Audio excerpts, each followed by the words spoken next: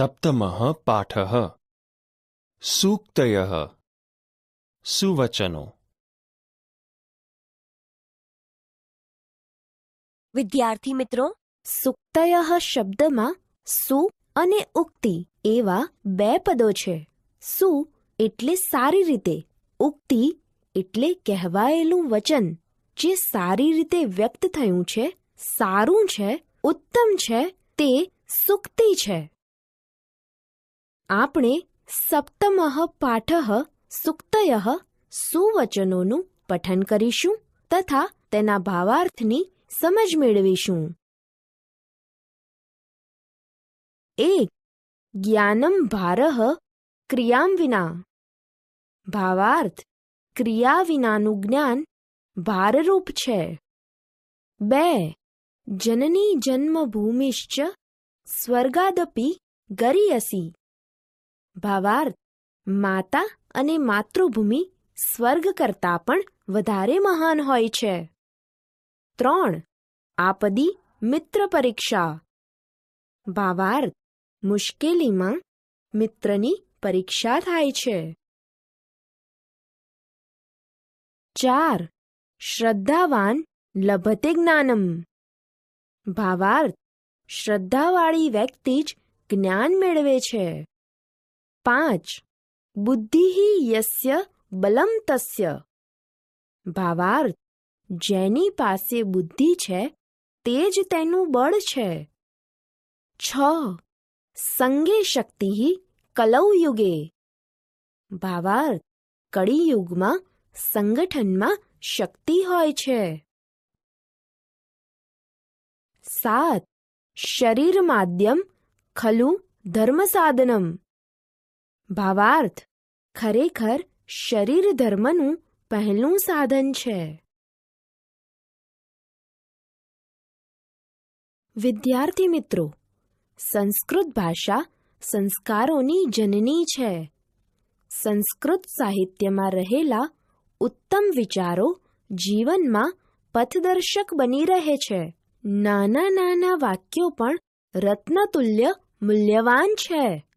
આવા નાનકડા વાક્યોને સૂક્તિ કહે છે. આપણે નવમઃ પાઠઃ સૂક્તયઃ સુવચનોમાં સૂક્તયઃ 1 થી 3 નો ભાવાર્થ તથા સમજૂતી જોઈશું.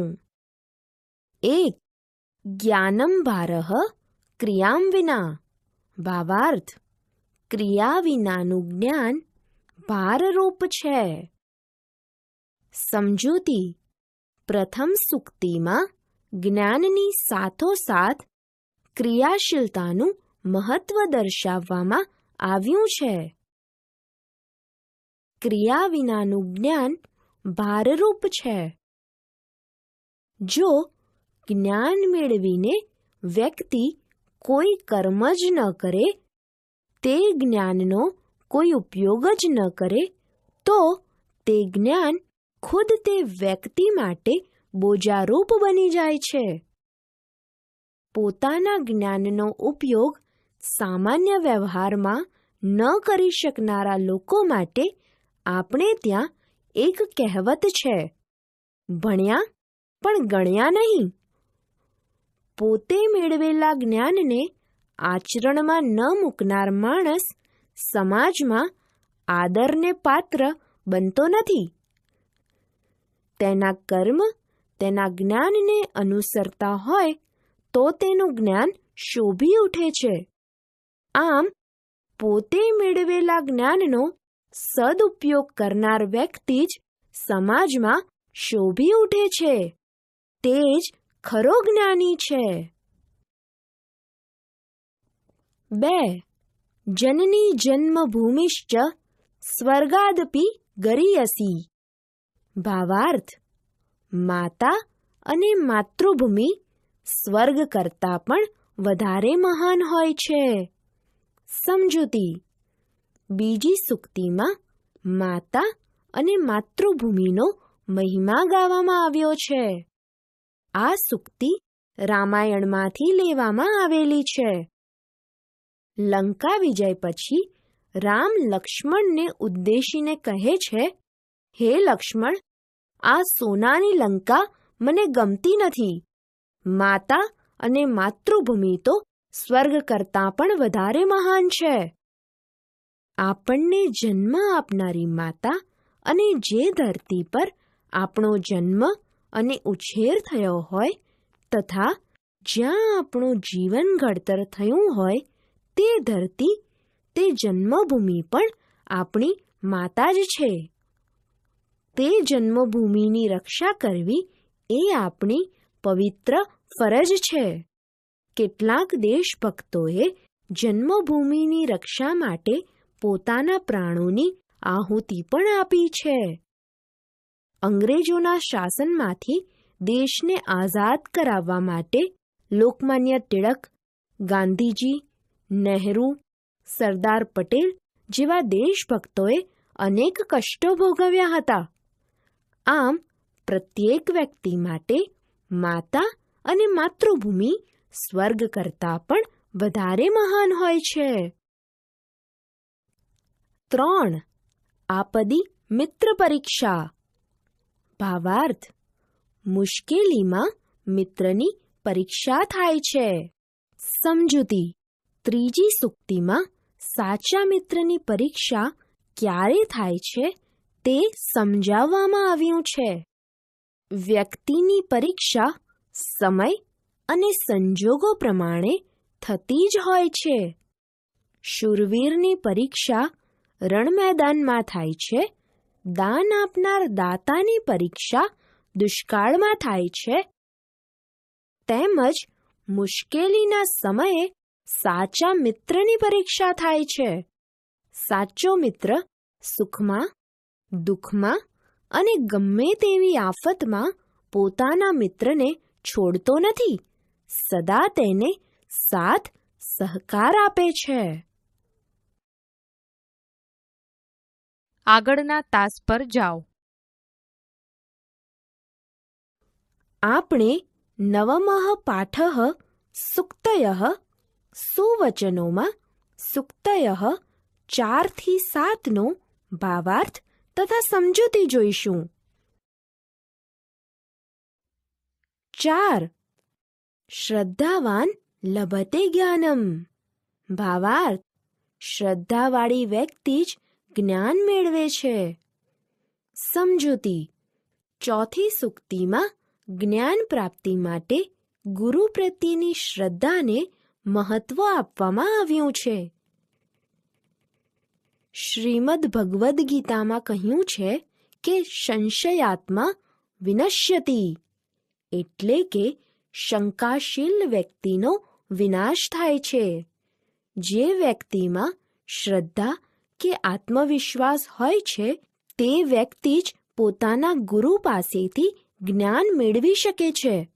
શ્રદ્ધા મનુષ્યને આંતરિક શક્તિ આપે છે. શ્રદ્ધા દ્વારા વ્યક્તિ કઠિન જ્ઞાન પણ સરળતાથી પ્રાપ્ત કરી શકે છે. શ્રદ્ધાવાન વ્યક્તિ જ જ્ઞાન મેળવે છે. 5. બુદ્ધિઃ યસ્ય બલમ તસ્ય. ભાવાર્થ: જેની પાસે બુદ્ધિ છે તે જ તેનું બળ છે. સમજૂતી: 5મી સૂક્તિ બુદ્ધિનો મહિમા વર્ણવે છે. વ્યક્તિમાં રહેલી બુદ્ધિ જ તેનું સાચું બળ છે. શારીરિક બળ કરતાં બૌદ્ધિક શક્તિ ચડિયાતી હોય છે. આ વાત પંચતંત્રની વાર્તાઓ ચતુર સસલું તથા વાંદરો અને મગર જેવી અનેક વાર્તાઓ દ્વારા આપણને સમજાય છે. સસલા જેવું નાનું પ્રાણી પોતાની બુદ્ધિનો ઉપયોગ કરી સિંહ જેવા હિંસક પ્રાણીને કૂવામાં ધકેલી દે છે તથા મારું કાળજું તો ઝાડ ઉપર જ રહી ગયું છે તેમ કહી મગર જેવા પ્રાણીથી પોતાનો જીવ બચાવવા વાંદરાએ પણ પોતાની બુદ્ધિનો જ ઉપયોગ કર્યો હતો. આમ બુદ્ધિ વડે કોઈ પણ કાર્યમાં સફળતા મેળવી શકાય છે. 6. સંગે શક્તિ કલૌ યુગે. ભાવાર્થ: કળિયુગમાં સંગઠનમાં શક્તિ હોય છે. સમજૂતી: છઠ્ઠી સૂક્તિ કળિયુગમાં કોઈ પણ કાર્ય કરવા માટે સંગઠિત શક્તિનો મહિમા વર્ણવે છે. પારધીની જાળમાં ફસાયેલા કબૂતરો એક સાથે જાળ લઈને હવામાં ઉડવા લાગ્યા તો પોતાનો જીવ બચાવી શક્યા. તે આપણને સંપ ત્યાં જંપ વાર્તામાં પણ જોવા મળે છે. આમ કોઈ કામ એકતાથી કરવામાં આવે તો તેમાં ધારી સફળતા મળે જ છે. આપણે ત્યાં એકતા વિશે ઘણી કહેવતો પણ પ્રચલિત છે. જેમ કે જાજા હાથ રણિયામણા, જાજી કીડીઓ સર્પને તાણે, સંગઠનમાં જ બળ છે વગેરે.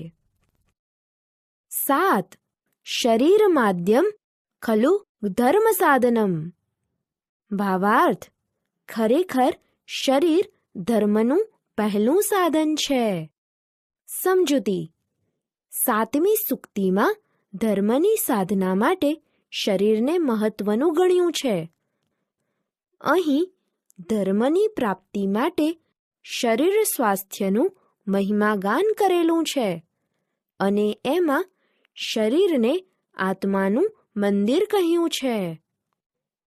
શરીર જ પરમાત્માને પ્રાપ્ત કરવાનું પ્રમુખ સાધન છે. આ દુનિયામાં મનુષ્યને તેના માતા પિતા, ગુરુજનો, દેશબાંધવો વગેરે પ્રત્યેની અનેક ફરજો બજાવવાની હોય છે. આ ફરજો જ ધર્મ છે. આ ધર્મનું પાલન શરીર વડે જ થઈ શકે છે. આથી જ મનુષ્યએ પોતાના શરીરને સ્વસ્થ અને સશક્ત રાખવું જોઈએ. આગળના તાસ પર જાઓ.